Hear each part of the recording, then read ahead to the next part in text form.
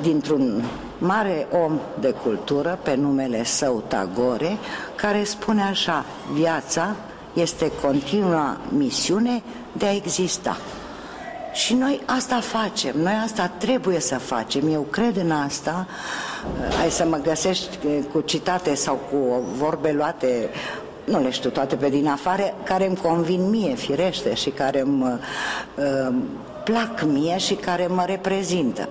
Asta este una din ele, iar ceea ce gândesc că pot să fac, ajutând în continuare și de ani buni de zile oamenii din jur, tineretul, copiii, le pot spune așa, nu este decât sub semnul acestei dorinți de a împărtăși. Dacă știu ceva, de ce să nu spun și altora? Dacă pot ceva, de ce să nu-i ajut și pe ceilalți? Poate materialicește nu se leagă lucrurile, dar spiritualmente, clar. Aș vrea să fac o remarcă. Am văzut că ați folosit cuvântul spectacol referitor la momentul de mai devreme. Da. Ceea ce am apreciat foarte tare. Dumneavoastră vedeți totul ca pe un spectacol, ca pe o scenă imensă și oameni din jur ca fiind un public, unul care efectiv să vă ia fiecare cuvânt și să-l prelucreze și să-l dea mai departe. Eu nu văd așa, ar trebui să fie. Adică sunt două lucruri diferite. În clipa în care noi, cu meseria pe care o avem, ne aflăm în fața unor oameni, noi avem de făcut ceva. Deci, practic, un spectacol ce înseamnă o încărcătură emoțională specială, o obligație, o atenție, o stare bună pe care ți-o impui, vrei, nu vrei, ea este și e obligatorie. Și partea a doua este ca cei care sunt în fața noastră să dorească să participe, pentru că spectacolul se creează între unii și alții. Noi nu putem singuri. Și dacă mi s-a părut că întrebarea se referă și la faptul că toți oamenii și oriunde mă aflu mă dau un spectacol. Nu. Nu în sensul acesta, ci... Chiar dacă e un grup restrâns, chiar dacă este o cameră, că slavă Domnului au jucat și în camere, și la 10 oameni, și la 20, și la 50, și la 1000. Deci lucrurile sunt la fel. Și spectatorii trebuie să fie și ei la fel de talentați. Asta e o vorba a meșterului Beligan. Da. Un sfat pentru tinerii de astăzi? O povață? Știi ceva? Cel mai greu lucru pe lume e să dai sfaturi.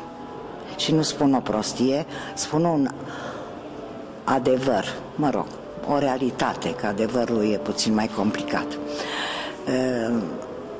Mi-aș dori ca fiecare dintre voi, că pot să mă adresez așa, având de-a face cu un om tânăr, fiecare în parte să înțeleagă că are ceva de făcut pe lumea asta, să existe, cum ziceam mai devreme, nu să primească sfaturi de la altul.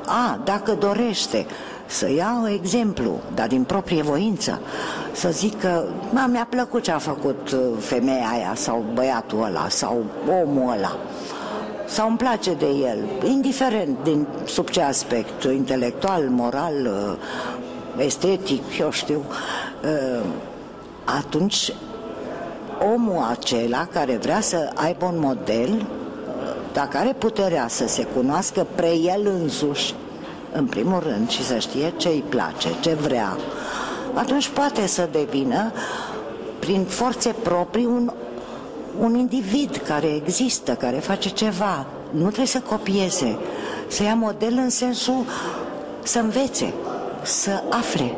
Eu cred că asta e singura soluție, ca fiecare în parte să-și dorească să fie cineva, dar nu oricum, nu imitând, nu furând, nu păcălind, nu scuzându-se că e mai distractiv așa și mai greu pe dincolo, pentru că trebuie să pui mâna pe carte sau să afli nu știu ce. Uite că am dat un sfat fără să vreau. Aveți ani experiență de actorie.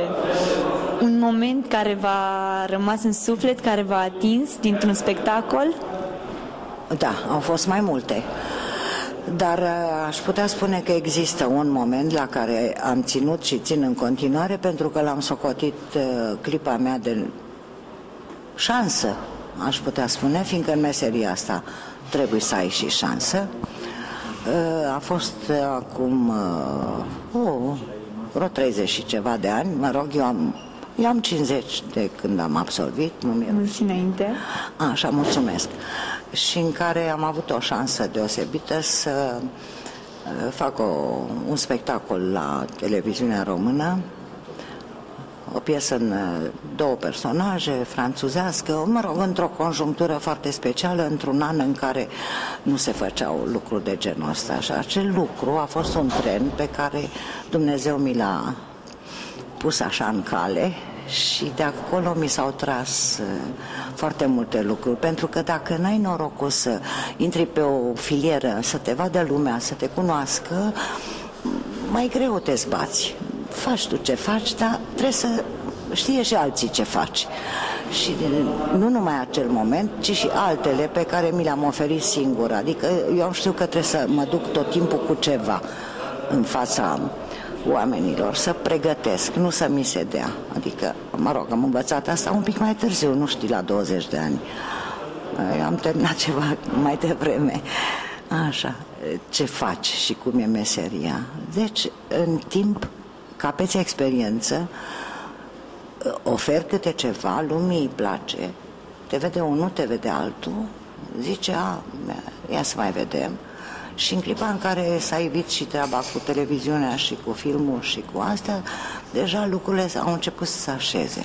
Și eu trăiesc, ca să zic așa acum, dintr-o activitate de 10 de ani. Și mă bucur că lumea n-a uitat și că în continuare continuu să exist așa cum am fost azi. Și îmi face mare plăcere.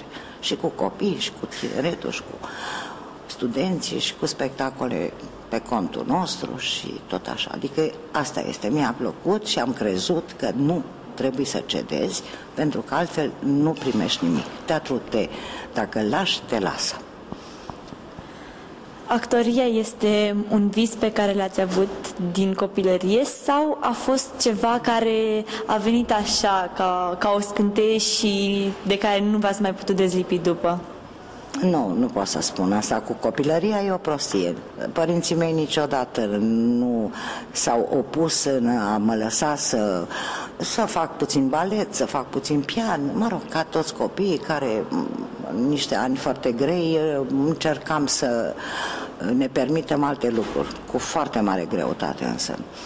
Deci nu, a fost oarecum o întâmplare, pentru că am intrat într-o conjunctură de prieteni care aveau legături cu teatru, cu muzica și așa mi-au zis că, uite, tu ești frumușică și nu știu ce, hai să vedem. Habar n-aveam ce e asta, pentru că asta este o chestie care se învață abia după ce absolvi facultatea.